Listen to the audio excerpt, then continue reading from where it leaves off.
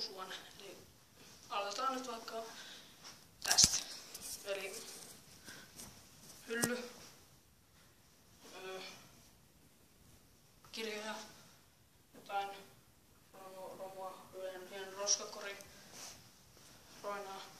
Sitten, toi vähän vikaus. Sänky, missä on roinaa, on nyt siivonnut tän ja ulkona on pimeätä niin kuin näette.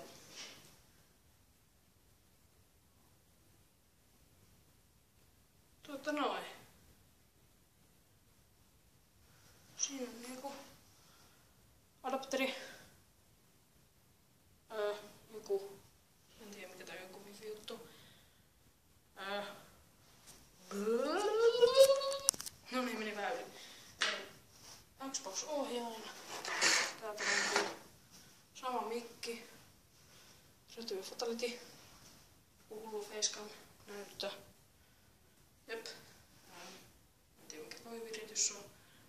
Taas on nää boksi. Hullu hiilimatto. Hiiri on muuttunut. Hieno Logitech. Toinen mitä puuttuu niin tietokone. Eli siellä on paikka tai jossain tuolla. Eli siitä mulla olikin vähän juttu, että se tulee olemaan ihan just pääsen jatkamaan sitä. No en samaa gameplay-mappia, mä otan uuden PC, normaali siis niin kuin PC:llä, koska se Mac-sarja on nyt niin kuin valitettavasti ohi. Eli joo, se on nyt lopullisesti ohi.